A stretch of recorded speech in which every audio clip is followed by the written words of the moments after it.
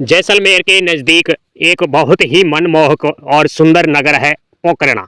और पोखरणा में उस समय राज किया करते थे राजा अजमाल जी। और राजा अजमाल जी के दो राजकुमार थे। एक थे बीरमदेव जी, दूसरे थे भगवान विष्णु के परम रूप अवतारी श्री रामदेव जी। और पोखरणा नगर में ही एक भेरुड़ा नाम का राक्षस रहा करता था। तो वह राक्षस बहुत ही विकराल और बहुत ही निर्दयी था। आते जाते राहगीरों को मार कर खा जाया करता। किसी की मवेशी अगर भूल से उधर चले जाए तो मवेशियों को मार कर खा जाया करता। कई बार वह गांव में घुसकर इंसानों को उठा लेता, मवेशियों को उठा लेता। उस आदमखोर भेरुड़े के आतंक से पूरा पोखरणे का क्षेत्र था जो पूरी तरह त्रस्त था। और लोग भय के कारण अपने घरों से भी रात्रि को निकलने से डरते थे।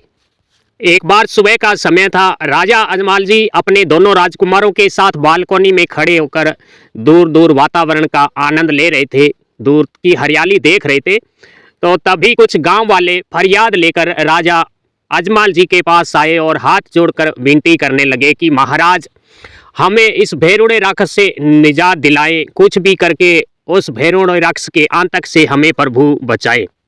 पास खड़े रामदेव जी भी उनकी बातों को सुनकर अंदर तक हिल गए और मन ही मन में एक निर्णय लेते हैं कि अब इस भेरुड़ों का अंत समय नज़दीक आ गया है। अब इस भेरुड़ों को मरना ही होगा, इस पृथ्वी लोक को उसे छोड़ना ही पड़ेगा। बालक रामदेव जी ऐसा विचार करके अपने मित्रों की टोली को बुलाते हैं और बताते हैं कि चलो आज हम गेंद बॉल खेलने खुले मैदान में चलते हैं। सब मित्रों की टोली हुहला करते हुए गांव के बाहर एक खुले मैदान में आ जाते हैं और गेंद खेलने लगते हैं। सबसे पहले गेंद खेलने के नियम बनाए जाते हैं। नियम में यह तय होता है कि यहाँ से कुछ दूर है जो भैरुणे राक्षस का बीहड़ जंगल आ जाता है। कोई भी गेंद को जोर से टोरा नहीं लगाएगा। अगर कोई गेंद को जोर से टोरा लगाता है तो वह खुद उस गेंद को लेकर आएगा।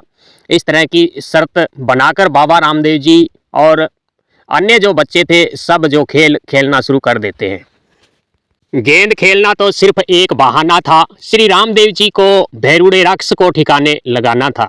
ऐसा विचार करके कुछ समय खेलते खेलते हुए रामदेव जी के पास जब गेंद आई तो उन्होंने जोर से गेंद को डंडे से टोरा लगाया, जिससे गेंद उड़ती हुई दूर बीहड़ जंगल में पहुंच गई। तो सब बच्चे कहने लगे कि आपने गेंद जंगल में भेज दी, अब कैसे खेलेंगे।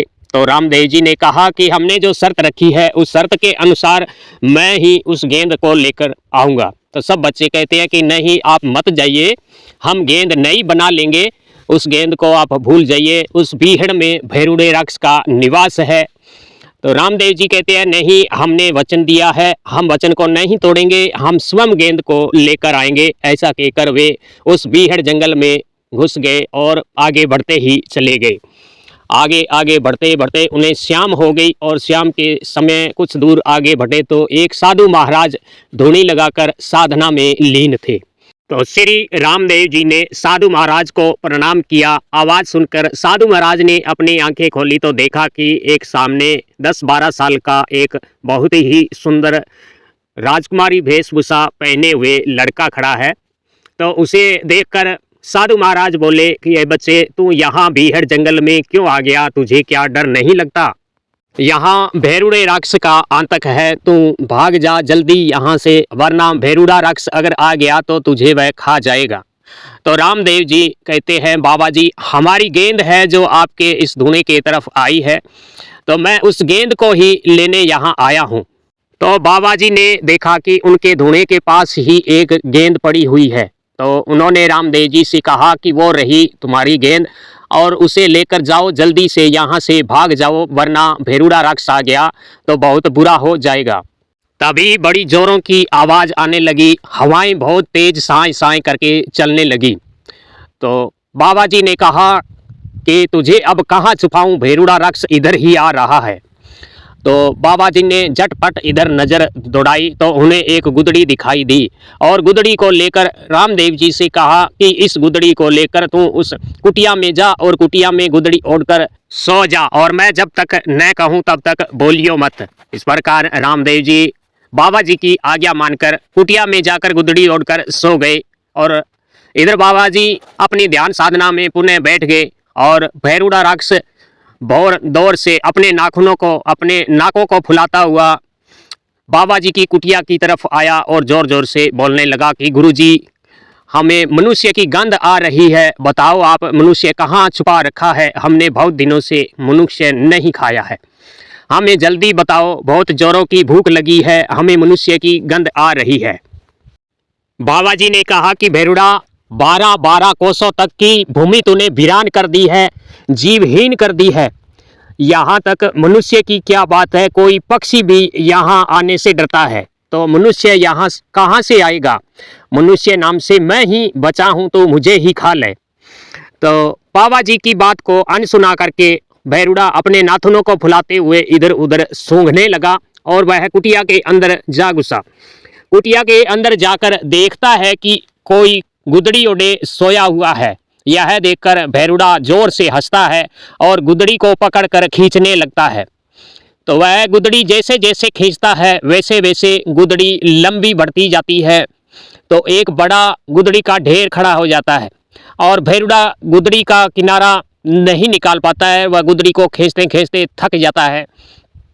तो वह गुदड़ी में ही बाबा रामदेव जी के पाँव के अंगूठे को जोर से मरोड़ता है और भगवान अपने अंगूठे को वज्र का बनाकर हल्का सा पैर भैरूड़े पर करते हैं, जिससे भैरूड़ा बुरी तरह तिल मिला जाता है और गुदड़ी को वहीं छोड़कर कुटिया से बाहर निकलकर भागने लगता है। यह देखकर गुरु वालीनाथ जी रामदेव जी को आज्ञा देते हैं कि बेटा उठो, अगर यह भैरूड़ा अपने गुफा में चला गया तो फिर इसे पकड़ना मुश्किल हो जाएगा।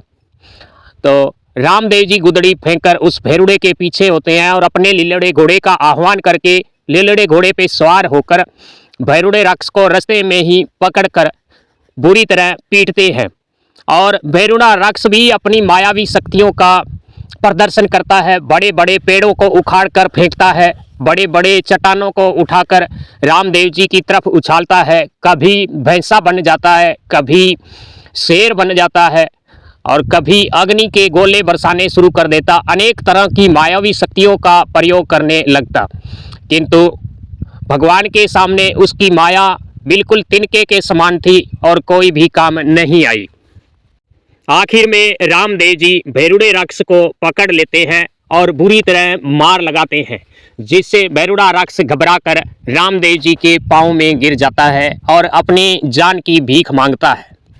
तो रामदेव जी कहते हैं कि तुम्हें बख्श देना, यानी फिर से यहाँ अंत तक की शुरुआत करना।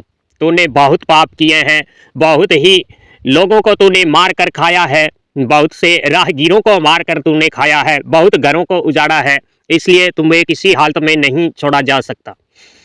तो रामदेव जी उसे एक जोर से अपने दिव्य अस्त्र भाले से उसके हृदय में प्रहार करते हैं, जिससे भैरूड़े राक्षस की मृत्यु हो जाती है और उस भैरूड़े राक्षस को एक गुफा के अंदर धकेल कर गुफा का द्वार है जो बड़े एक पत्थर से बंद कर देते हैं। और उसके बाद बाबा जी की कुटिया में आते हैं और बाबा जी को साथ लेकर पोकरणा शहर में आते हैं। और पोकरणा शहर में जब भैरूड़े राक्षस का अंत का समाचार पूरे नगर में फैलता है तो पूरे नगर में खुशियाँ और उल्लास जुलूस निकाले जाते हैं, बहुत सी खुशियाँ मनाई जाती है और पूरे नगरवासी बाबा रामदेव जी की जय जयकार करने लगे।